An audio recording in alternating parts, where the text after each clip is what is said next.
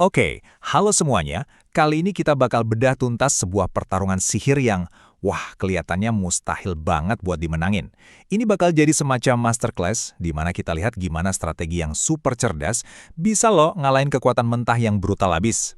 Nah, biar kita langsung paham segenting apa situasinya, kita mulai dari ancaman si antagonisnya langsung, si Wraith Steve.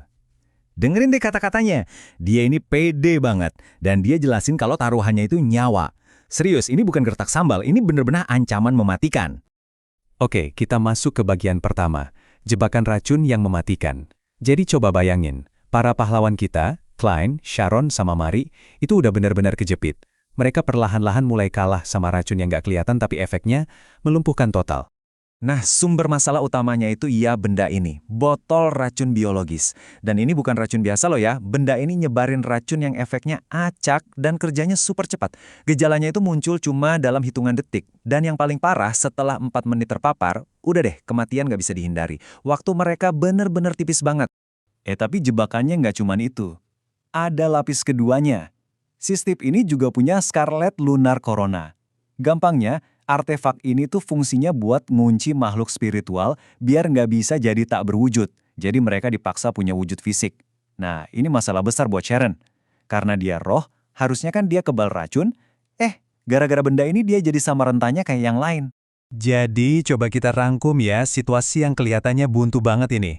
Sharon udah nggak berdaya. Merrick saking sakitnya sampai ngerobek kulitnya sendiri. Dan Klein, dia juga makin lemah tiap detiknya. Pokoknya musuh udah pegang kendali penuh. Game over? Kayaknya sih gitu. Tapi, di tengah situasi yang kelihatan tanpa harapan ini, kita beralih ke rencana tersembunyi Klein. Dari luar sih dia kelihatannya panik, terdesak, ya sama kayak yang lain. Tapi di balik itu semua ada sebuah rencana yang super kompleks yang diam-diam lagi dia jalanin. Nah, disinilah ceritanya mulai berbalik. Klein ngelontarin pertanyaan ini ke Steve. Ini bukan sekedar omongan biasa loh. Ini adalah petunjuk pertama yang ngasih tahu kita dan juga si Steve kalau dia udah salah total ngebaca situasinya. Dia pikir dia tahu segalanya, padahal... Nah, ini dia pertanyaan utamanya. Apa sih rencana Klein yang sebenarnya? Di tengah semua ledakan, racun, dan kepanikan itu, apa yang nggak dilihat sama Steve? Oke, rencananya itu berlapis dan jenius banget, bisa kita bagi jadi 4 langkah simpel. Pertama, menarik perhatian. Kedua, menanam umpan. Ketiga, memicu jebakan. Dan yang terakhir, keempat, membalikan keadaan. Setiap langkah ini, kalian harus tahu, itu dirancang khusus buat mancing kesombongan musuhnya. Nah, ini dia bagian paling kerennya. Ingat kan tembakan Klein yang kelihatannya meleset? Itu sama sekali bukan kesalahan. Tembakan itu sengaja banget diarahkan ke tanah. Tujuannya buat ngebongkar kotak yang udah dia tanam di sana sebelumnya. Nah, itu dia umpannya. Dan sekarang kita sampai di bagian yang paling ditunggu-tunggu, membalikkan keadaan. Disinilah kita bakal lihat gimana kesombongan si antagonis justru jadi bumerang yang ngebawa dia masuk lurus ke dalam jebakan. Jadi apa sih isi umpan di dalam kotak itu? Ini dia, peluit tembaga Azik. Artefak kuno ini punya satu fungsi yang sangat spesifik dan sangat kuat. Dia bisa bikin semua makhluk mayat hidup jadi menggila dan gak bisa dikendaliin lagi sama tuannya. Coba pikirin, ini kan counter yang sempurna banget buat ngelawan Wraith yang andalannya pasukan zombie kan? Steve, tentu aja. Jadi bingung. Kenapa tiba-tiba pasukannya jadi ngacau dan gak nurut perintah? Nah, karena didorong rasa penasaran campur arogansi, dia maju sendiri buat ngambil peluit itu. Dan itulah kesalahan fatal yang ditunggu-tunggu Klein. Dan dampaknya instan banget. Begitu Steve lumpuh karena megang peluit itu, Klein gak buang-buang waktu. Dia langsung pindahin efek Scarlet Lunar Corona dari dirinya ke Sharon. Hasilnya, Sharon langsung balik ke wujud rohnya. Dari yang tadinya lumpuh dan rentan sama racun, sekarang dia jadi tak berwujud, kebal total, dan siap buat balas dendam. Begitu keadaan berbalik, tempo pertarungannya langsung berubah total.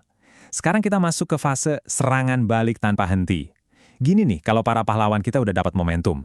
Serangan mereka terkoordinasi, brutal, dan dilancarkan ke Steve yang sekarang giliran dia yang gak berdaya. Klein khususnya, dia bener-bener efisien dan tanpa ampun. Dia nembakin total 8 peluru yang udah di-upgrade pakai sihir. Dan yang lebih gilanya lagi, ini bukan tembakan acak. 8-8-nya kena di titik yang sama persis di kepalanya Steve. Presisi banget. Tapi, yang bikin kita semua melongo, dia masih hidup. Coba bayangin, udah kena 8 tembakan sihir tepat di kepala, dia masih aja bertahan. Ini nunjukin seberapa tangguhnya seorang Beyonder urutan 5. Jelas, pertarungan ini belum selesai. Nah, sebagai pembuka untuk serangan terakhir, Klein ngomong satu kalimat yang dingin banget. Ini nih yang nandain kalau penutup pertarungan ini bakal eksplosif. Boom! Klein langsung meledakkan kembang api terakhirnya. Sebuah ledakan super besar yang benar-benar ngancurin apapun yang tersisa dari tubuh Steve. Dan dengan itu, pertarungan akhirnya selesai. Oke, setelah pertarungan yang intens tadi selesai, kita masuk ke babak terakhir, jarahan dan pelarian. Nah, di bagian ini kita bisa lihat sisi profesionalisme mereka. Bukan cuma soal menang, tapi juga soal gimana cara mereka membereskan semuanya setelah itu. Dan kemenangan ini hadiahnya sepadan banget. Mereka berhasil ngamanin semua harta karun milik Steve. Ada botol racun biologis yang tadi hampir ngebunuh mereka. Ada karakteristik Beyonder Werewolf yang langka. Terus ada peluit tembaga Azik yang jadi kunci kemenangan dan juga kunci utama. Terus gimana cara mereka kabur dari TKP?